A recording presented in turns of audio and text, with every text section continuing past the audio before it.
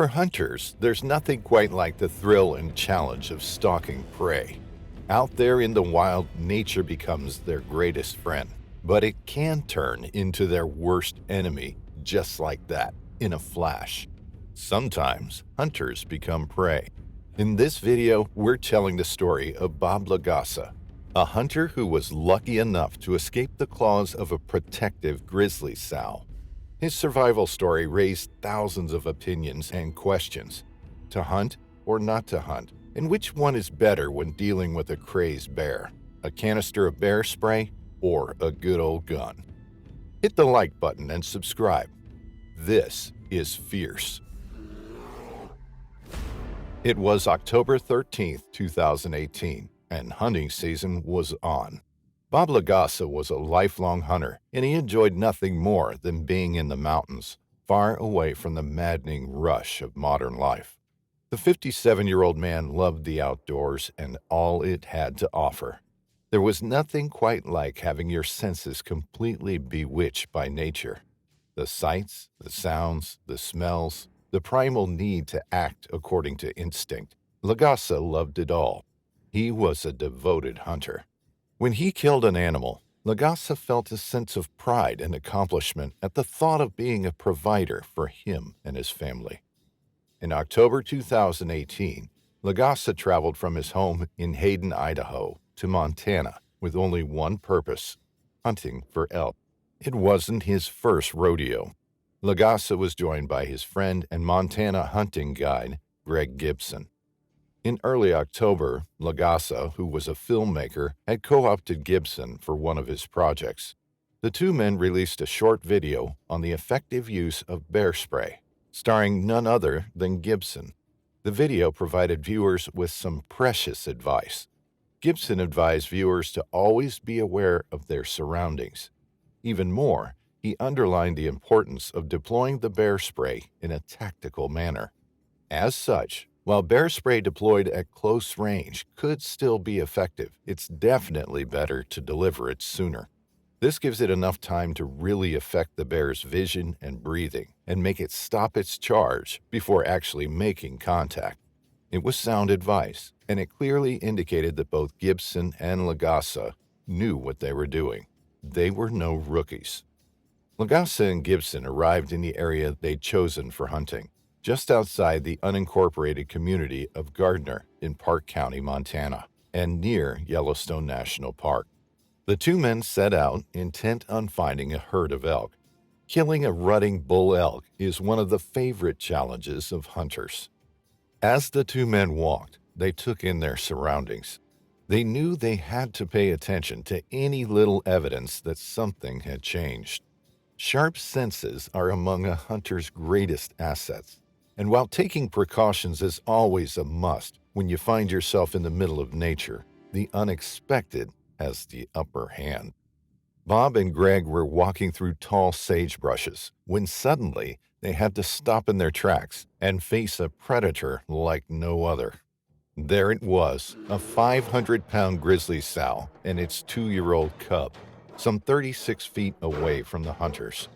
All of them, men and creatures alike, stood still for a second, too startled to move. But their stunned state was interrupted when the grizzly cub decided it was scared. The cub reared up on its haunches. It wanted to leave. The cub then let out a terrifying growl, which worked as a trigger for the grizzly sow. The sow charged, running straight at Bob Legasa. Legasa didn't even have enough time to reach his bear spray, but both he and Gibson started screaming like maniacs, hoping to scare the grizzly away. It didn't work. For a moment, though, Legasa dared to hope the grizzly was only bluffing, but it very soon became obvious the sow's protective nature was fully at work, and it wanted nothing more than to tackle and destroy Legasa, its perceived threat. Legasa had time for one last goofy thought before he was knocked to the ground. The bear kind of looked like a football player tackling someone. Then the 57-year-old man found himself on the ground. Legasa had enough time to get his arm up and somehow protect his face, but the grizzly opened its jaws and grabbed Legasa's left arm in its mouth. It then started clawing at the man's face. It wanted nothing more than to maul him. But Legasa was not alone. He had a hunting partner, another person who could intervene and hopefully get him away from the crazed animal. Greg Gibson, who was only a few steps behind Legasa, didn't just watch in shock as his friend was being mauled by the grizzly. Instead, the man managed to get his bear spray out. Then Gibson gave one shot to the bear. Obviously affected by the bear spray, the grizzly stopped its attack on Legasa, but it didn't back away immediately. Instead, the bear switched its target. It now wanted Greg Gibson. Once again, Gibson was able to deploy the bear spray. It was enough to make the grizzly and its cub run away. The men were safe, but Bob Legasa was quite sure his arm was broken, and both of them caught some of the chemical in their own eyes. Partially blinded by the bear spray and covered in blood, Legasa and Gibson hiked out. Despite the fact that he was just attacked by a huge grizzly, Legasa felt like the bear spray was worse. It was the most irritating feeling he could imagine. Soon after, Bob Legasa went to the emergency room in the nearby city of Livingston. Doctors decided to have him transported by ambulance to the hospital in Bozeman. Legasa's left arm injury was too severe. Once he got to the hospital in Bozeman, the man received a tetanus shot and started rabies treatment. He also had to get surgery on his arm. Legasa was discharged soon after. He wrote a Facebook post about his scary encounter, but he didn't get the reactions he quite expected. According to Legasa, he was targeted by groups that oppose hunting and the vegan community. The man received over 14,000 messages, mostly from people telling him he was at fault for the attack. The backlash that followed was totally surprising. Just the vulgarity. It was the nastiest stuff you could think of. Death wishes, you name it. Mostly from groups that oppose hunting and the vegan community. On the other hand, I got a lot of support from others, but it was definitely overwhelming, Legasa said. Despite these reactions, the man told reporters he wouldn't stop hunting. "I'm going to get back on that horse and ride. This is in my DNA. Being in the mountains is good for my soul. I'm just counting the days until I get back out there." Legasa followed through with his promise.